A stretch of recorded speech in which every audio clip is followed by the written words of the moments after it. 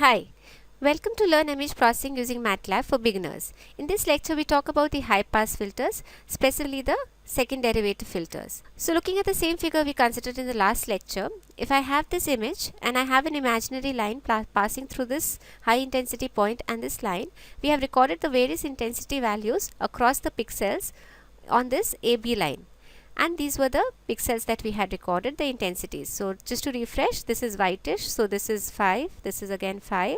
As we move on, this becomes darker, so this is 1 and then 0, 0, 0, and this bright point is the 6 here. Then again we have dark pixels, so this would be zeros. This line is a 3 pixel width line which has values 1, 3, 1, and again all blacks, then again whites from here. I know the formula that I have to find out the partial derivatives of f if it is a function dependent on both x and y with respect to both x and y, and then add them up.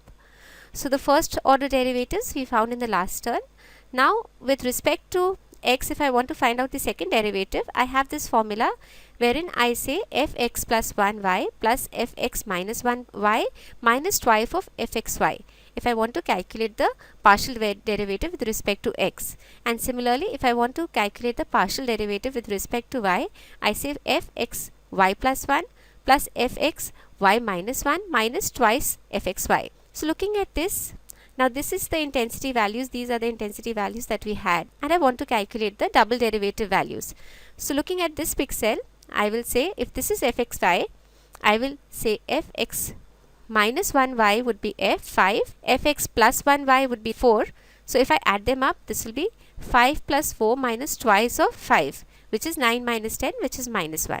To calculate for this, so I will have this plus this minus twice of this. So this is 8, 5 plus 3 minus twice of 4, 0. Similarly for this, 4 plus 2, 6 minus twice of 3, which is 0. So again, when I calculate for suppose this point, I will say 0 plus 0 minus twice of 6, which is minus 12. And when I plot these points now, I can see easily that there is a very sharp transition from plus 6 to minus 12 and then back to plus 6 for that point which we had. So this was my point, and in the second derivative it is highlighted. Then again for this line we can see that these points are highlighted, and again where there is a transition from 0 to 7, it is highlighted here. So these are crossing the zeros. So there is a filter in which we find out the zero crossings in the second derivative. This is how we do it, and we know that in my second derivative, wherever there is a sharp transition, it means there is a change in the intensity value. So we already discussed this. Now if I want to find out the total derivative, I just add the derivatives in both the directions. So this would give me, so to find out the second derivative, I just have to add the partial derivatives in both the directions. So adding both these up, I will have this value plus this minus 4 of fxy, which we can see here. So this is the value that I get. Now to be able to implement this through convolution using a filter, so if I look at the center pixel fxy, I can express all these values with respect to x and y. So I know that if my axis is x is along this direction and y is along this direction, then I know that this pixel would be fx because the x value would remain same, and y would be 1 minus than the previous value. So this would be fx y plus 1. Similarly, this would be fx minus 1 y. This would be fx minus 1 y minus 1, and so on.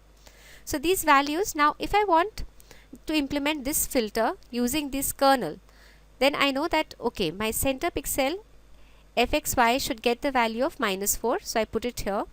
My fx minus 1y, fx1 x minus 1y has the coefficient of 1, so I put 1 here. I have fx y plus 1 over here.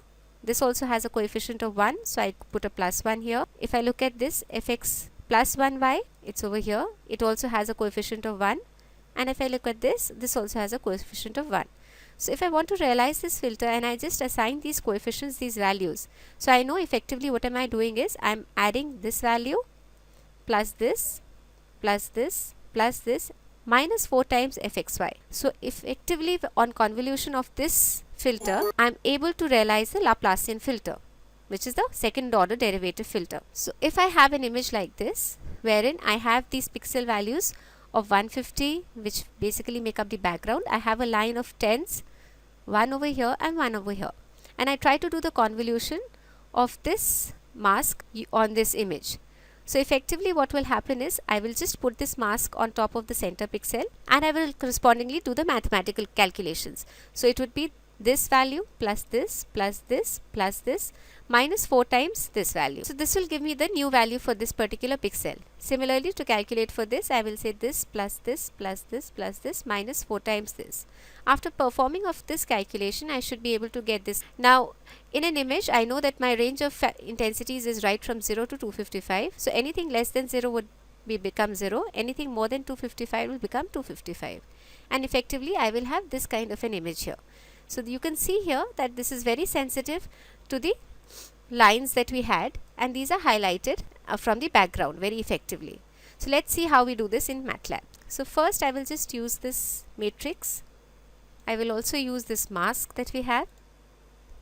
C is equal to convolution 2 of A comma B. So A is my image, B is my filter, and I get the third parameter as valid. It means only the valid points will be produced. So effectively the valid would be anything which will basically leave out a row here and a column here.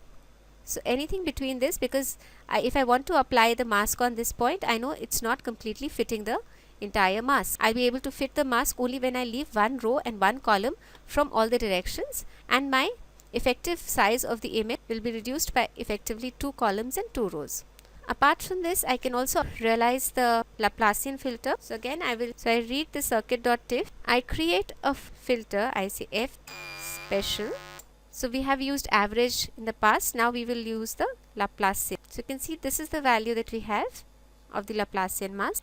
Now I will apply this filter using filter 2. So I first give the filter and then the image on which I want to apply it. So this is the kind of image that I am getting by application of the Laplacian mask. Now there is something called Laplacian of Gaussian filter. So what it does is it first applies the Gaussian filter to smooth out the image, and then it applies the Laplacian mask. This can be done, this can be applied using just the edge. I give the image on which I want to apply and I say LOG, which is Laplacian of Gaussian. The parameter of the Gaussian can also be specified. So you can see this is how my edges are got using the Laplacian of Gaussian. Then there is something called a zero cross also. So again I will create a filter. So I say maybe h is equal to f special and I create disk here. So I create the disk filter here. Now to use the zero cross, I can say E1 is equal to, I take the edge, the image on which I want to apply this. I specify zero cross and I specify the filter which needs to be applied, where I need to find out the zero crossings. So you can see this is how my edge looks like by finding the zero crossings after application of the disk filter. I could also change this. So I'll say maybe I use the average filter. Now this should not give me a very good result because the average filter generally tends to smooth out the image. So finding edges in a smoothed image is not a good idea. So let's see how it looks. Yes, the edges are gone. I can create the filter of LOG, Laplacian of Gaussian, and I can apply this and see this. So this is how my second order derivative filters can be implemented. This brings us to the end of this session. I will see you in the next one. Thank you.